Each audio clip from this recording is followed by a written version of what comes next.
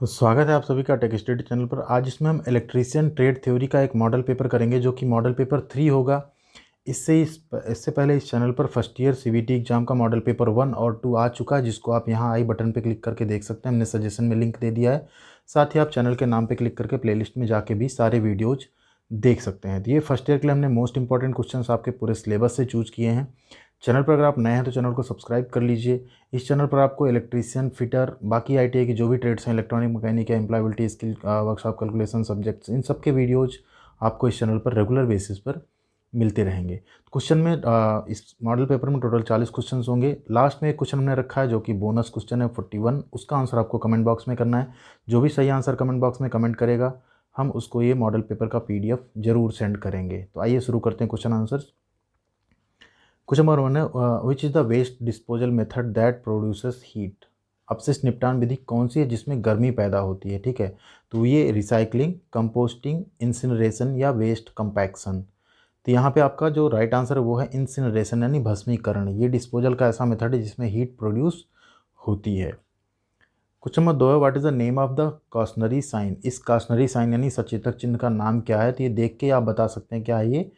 Pedestrian crossing है, आपका पैदल क्रॉसिंग है। Option D pedestrian crossing. बहुत इंपॉर्टेंट क्वेश्चंस हैं। आप अगर इसको पढ़ के जाते हैं, पूरा मॉडल पेपर देख के जाते हैं लास्ट तक, तो ज़रूर आपको इसमें से बहुत सारे क्वेश्चंस आपके एग्जाम में मिलने वाले हैं। क्वेश्चन नंबर 3 है, what is the number 1.25 indicates in ISO metric fine thread M12 into 1.25। तो अगर ऐसा आपका आईएसओ मीट्रिक थ्रेड का एक दिया हुआ है M12 इंटू 1.25, तो इसमें 1.25 क्या इंगित करता है, क्या इंडिकेट करता है? तो ये इंडिकेट करता है थ्रेड का pitch. Option B, pitch of the thread. Question number 4 है, which causes knot defect in timbers. लकड़ी में गांठ का दोष का क्या कारण है? Defective storage, uneven shrinkage, growth of branches या इम्प्रॉपर सीजनिंग। यहाँ पे आपका राइट आंसर है सी, ग्रोथ ऑफ ब्रांचेज यानी शाखाओं की वृद्धि। Question number 5, what is the possible range to measure the size of the wire in a standard wire gauge SWG। Standard wire gauge से तारा आकार मापने की परास क्या होती है, रेंज क्या होती है? तो वो होती है 0 to 36। Question number 6, how many electrons are there in the valence shell of a copper atom. Copper जो तांबा है उसके परमाणु के आबंध चक्र में कितने इलेक्ट्रॉन होते हैं? तो वहाँ होते हैं आपके 1 electron. Option A 1 electrons. Question number 7 है, what will happen to PVC insulation cable carries excess current continuously for long period. अगर केबल का जो पीवीसी कुचालक है, अगर धारा लंबे समय तक बहती रहे, अत्यधिक धारा, तो उसका क्या होगा? उस केस में क्या होता है? कुचालक का प्रतिरोध घट जाता है, insulation resistance decreases. Question number 8 है, which material is having negative temperature coefficient property. किस मटेरियल में ऋणात्मक तापमान गुणांक का गुण है? मिका यानी अभ्रक, माइका यानी अभ्रक, यूरेका, कॉपर या मैंगनीज। यहाँ पे आपका राइट आंसर है माइका यानी अभ्रक। क्वेश्चन नंबर 9 है, what electrical quantities are related in Ohm's law. बहुत ही सिंपल और बहुत ही इंपॉर्टेंट क्वेश्चन है। ओम के नियम से संबंधित विद्युत राशियाँ कौन सी हैं? तो ये हैं आपकी current, voltage and resistance. V बराबर आई आर, हम सभी लोग ये फार्मूला जानते हैं। तो V वहाँ पे वोल्टेज है, I करंट है, R आपका रेजिस्टेंस है यानी प्रतिरोध है। क्वेश्चन नंबर 10 है, what is the unit of resistivity. जो प्रतिरोधकता है उसकी यूनिट क्या होती है? तो उसकी यूनिट होती है आपकी ohm meter. Option C ohm meter. Question number 11 है, which method is used for measuring 1 ohm to 100 kilo ohm यानी के ओम रेंज रेजिस्टेंस। 1 ओम से 100 किलो ओम, 100 के ओम तक मापन हेतु कौन सी विधि का उपयोग किया जाता है? तो यहाँ पे आपका राइट आंसर होगा Wheatstone bridge method. Option C Wheatstone bridge method. Question number 12 है, what is the unit of capacitance. जो संधारिता है उसकी इकाई क्या है, कैपेसिटेंस की इकाई क्या है? तो वो होती है आपकी फैरड। Option C farad.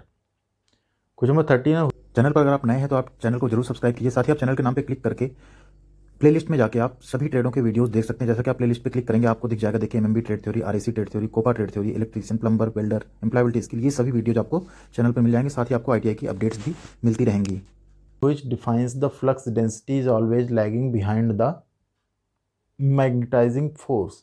जो फ्लक्स घनत्व है हमेशा चुंबकीय बल से पीछे रहता है, किसको परिभाषित करता है? तो ये परिभाषित करता है आपका हिस्टैरिसीस को। Option A hysteresis.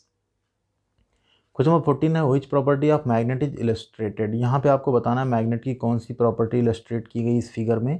तो ये है आपकी डायरेक्टिव प्रॉपर्टी यानी दिशीय विशेषता, जो डायरेक्शनल प्रॉपर्टी या डायरेक्टिव प्रॉपर्टी होती है मैग्नेट की, वो यहाँ पे दिखाई गई है। क्वेश्चन नंबर 15 है, what is the formula for reactive power P R in an AC circuit. AC circuit में जो रिएक्टिव पावर पी आर होता है उसका फार्मूला क्या है? तो उसका फार्मूला होता है P R is equal to V I sine theta, option D. Question number 16 है, what is the reciprocal of inductance in AC parallel circuit. AC parallel circuit यानी समांतर परिपथ में प्रेरकत्व का पारस्परिक यानी रेसिप्रोकल क्या है? तो उसको हम बोलते हैं ससेप्टेंस, ऑप्शन डी ससेप्टेंस।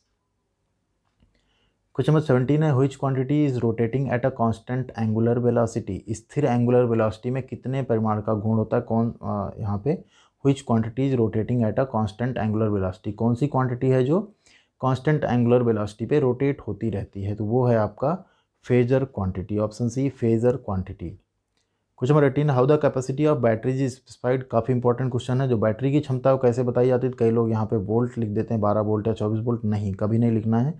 ये होती है आपकी एम्पियर आवर में, option D ampere hour.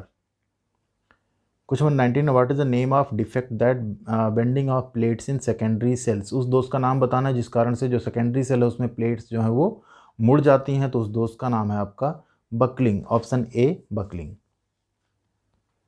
Question number 20, what is the fusing factor for high rupturing capacity fuses, HRC जिसको हम बोलते हैं, तो उसका फ्यूजिंग फैक्टर क्या है? तो उसका फ्यूजिंग फैक्टर होता है 1.1। Question number 21, what is the name of the accessory used in electrical appliances. ये इलेक्ट्रिकल अप्लायंसेस में यूज होने वाली कौन सी एसेसरी है? 2 pin plug, 3 pin plug, iron connector with directive entry या flat connector with side entry.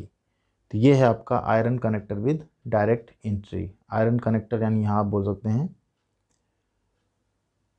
Question number 20, what is the name of the accessory symbol. इस symbol का आपको नाम बताना है कि ये कौन सी एसेसरीज है, क्या है ये? तो ये होता है आपका multi position switch single pole, ठीक है, multi position switch single pole इस सिंबल का नाम है आपका। Question number 23, what is the maximum PVC conduit size to make safe cold bending. सुरक्षित ठंडा मोड़ने के लिए पीवीसी जो पाइप है उसका अधिकतम साइज क्या है?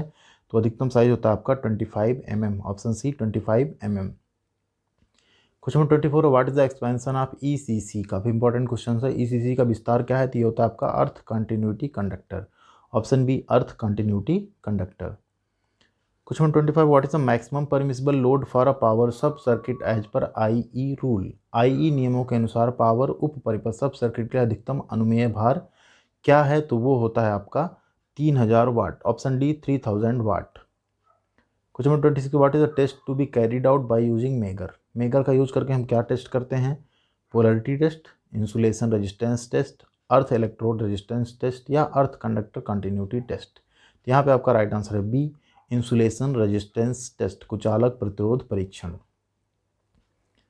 Question number 27, how the earth resistance can be reduced. जो अर्थ है, धरती है, उसके रेजिस्टेंस को हम कैसे कम कर सकते हैं? Providing double earthing, reducing the pit depth for earthing, यानी जो पिट के लिए हम गड्ढा खोद रहे हैं उसकी गहराई कम कर दें, इलेक्ट्रोड की लंबाई को हम बढ़ा दें या इलेक्ट्रोड की लंबाई को घटा दें। तो हम उसको कम कर सकते हैं प्रोवाइडिंग डबल अर्थिंग, दोहरी अर्थिंग प्रदान करके।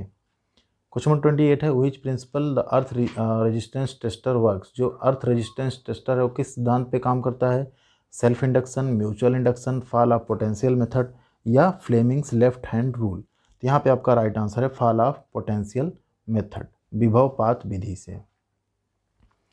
क्वेश्चन नंबर 29 है, what is the working temperature of filament lamp. जो फिलामेंट लैंप है उसका वर्किंग टेम्परेचर कितना होता है? तो फिलामेंट लैंप का वर्किंग टेम्परेचर होता है आपका 2300 degree Celsius, option D 2300 degree Celsius. Question number 30 है, what is the name of lamp. इस लैंप का आपको नाम बताना है, क्या है ये लैंप? तो इस लैंप को हम बोलते हैं MA टाइप HPMB लैंप, ठीक है, क्या है? MA टाइप HPMB लैंप, इसको हम बोलते हैं high pressure mercury vapour lamp. HPMB का फुल फॉर्म होता है high pressure mercury vapour lamp. Question number 31 है, which force is required to move the pointer from zero position in an indicating instrument. एक indicating instrument में जो pointer की zero स्थिति है उसको स्थानांतरित करने की किस बल की आवश्यकता होती है?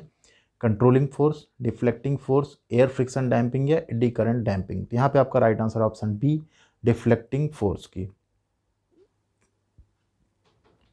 क्वेश्चन नंबर 32, 2 है, what is the name of meter. इस मीटर का आपको नाम बताना है फिगर देख के, कैसा मीटर है। ये भी काफ़ी इंपॉर्टेंट क्वेश्चन हैं, ऐसे फिगर वाले क्वेश्चन आते रहते हैं आप में।